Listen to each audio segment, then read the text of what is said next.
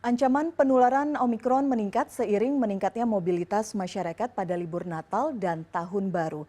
Bagaimana antisipasi pemerintah daerah mencegah penularan Omikron? Kita akan berbincang dengan Wali Kota Bogor, Bima Arya. Kang Bima, selamat malam. Selamat malam. Apa kabar, Kang? Baik, alhamdulillah. Baik, Pak Wali Kota Bogor masih menerapkan PPKM level 1. Bagaimana kemudian sejauh ini skema nanti yang akan disiapkan? Kita tahu kemungkinan pada malam tahun baru mobilitas masyarakat pasti akan meningkat.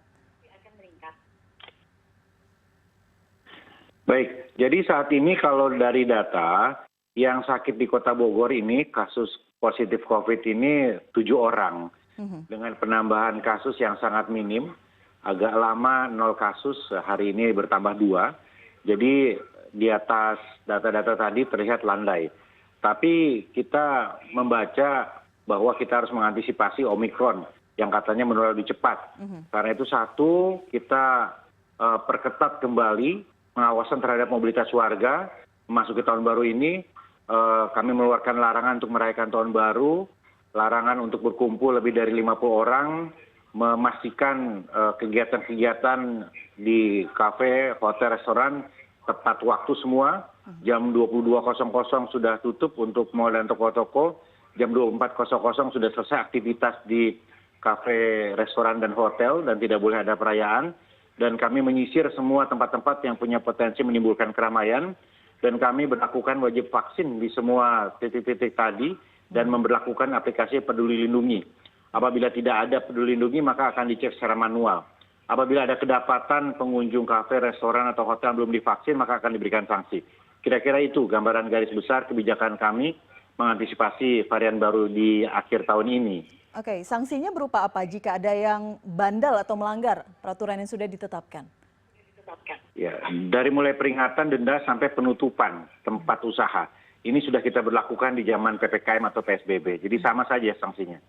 Oke, saya ingat beberapa waktu lalu Pak Wali juga aktif gitu ya, ikut merazia tempat-tempat yang sudah dipastikan dilarang dibuka di jam tertentu tapi membandel. Nah, bagaimana dari sisi masyarakat sendiri, dari sisi pelanggan sendiri? Ataupun kita tahu banyak warga dari Jakarta kemungkinan akan datang ke Bogor merayakan malam tahun baru. Itu sudah kita antisipasi dengan sedini mungkin kita menyampaikan kebijakan ini melalui media dan sosial media. Jadi ya silakan saja ke Kota Bogor, tapi siap-siap untuk dipersulit, siap-siap untuk kemudian tidak sesuai dengan harapan.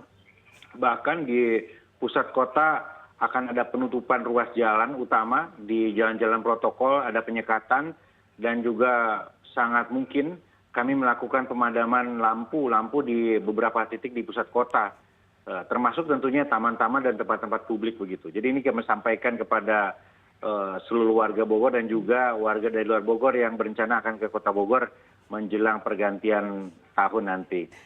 Siap-siap dipersulit begitu ya Kang ya. Alun-alun juga kabarnya baru saja diresmikan, kemudian ini sudah ditutup sementara untuk tahun baru. Iya, ini instruksi Menteri Dalam Negeri, alun-alun seluruh Indonesia itu ditutup.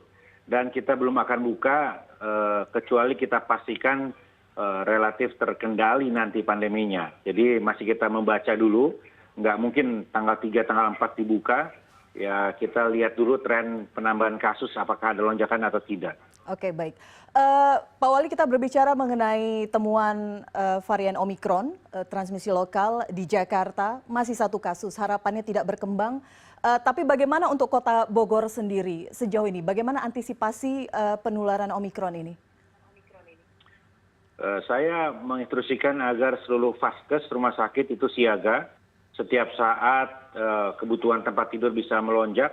Saat ini tingkat huniannya 0% ya, jadi betul-betul rumah sakit ini landai. Tapi rumah sakit semua sudah siap dan rumah sakit lapangan juga siap diaktifasi. Nakes dan semua tetap siaga. Dan vaksin kita dorong terus. Hari ini vaksin di Kota Bogor untuk dosis 1 sudah 100%. Dan kita kejar untuk anak-anak dan nanti booster untuk lansia di awal tahun depan di bulan Januari.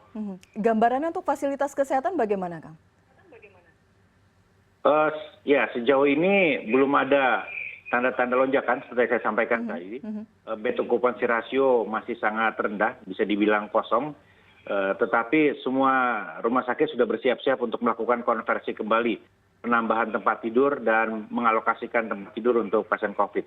Ini semua sudah kita siap-siagakan. Oke, baik. Terakhir kita tahu bahwa masyarakat cukup terlena tanda kutip setelah varian Delta terjadi rentang waktu hingga Agustus kemarin.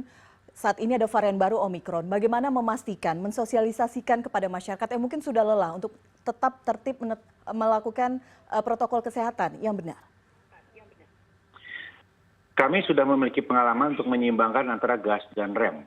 Apabila diperlukan kita injak rem, apabila kondisi memungkinkan kita tancap gas kembali. Nah, saya rasa masyarakat juga sudah semakin teredukasi, sudah semakin biasa. Nah, kita tidak mungkin menginjak rem ketika sebetulnya kondisinya tidak terlalu emergensi. Nah, kita membaca data-data itu. Ya, jadi kalau data-datanya kemudian terjadi tren lonjakan, maka semua pasti akan siap siagakan kembali begitu. Dan hari ini ya saya melihat bahwa warga sudah semakin terbiasa dan kita bersama-sama Forkopimda akan terus mempelajari data-data yang ada. Hanya akan kita injak rem ketika ada tren seperti itu. Tapi pesan yang kami sampaikan secara kuat kepada publik adalah tidak ada perayaan tahun baru. Kita ingin melewati pergantian tahun dengan lebih khusyuk, lebih khidmat, dan kalau bisa di rumah masing-masing atau di tempat ibadah lebih baik lagi. Kira-kira begitu. Oke, ingat pesan Pak Wali, langsung masyarakat ingin berlibur ke Kota Bogor harus tetap protokol kesehatan, jangan coba-coba begitu ya Pak Wali? Ya. Oke, baik. Terima kasih Wali Kota Bogor, Bima Arya. Terima kasih waktu Anda malam hari ini. Selamat tahun baru, sehat-sehat selalu. Terima kasih.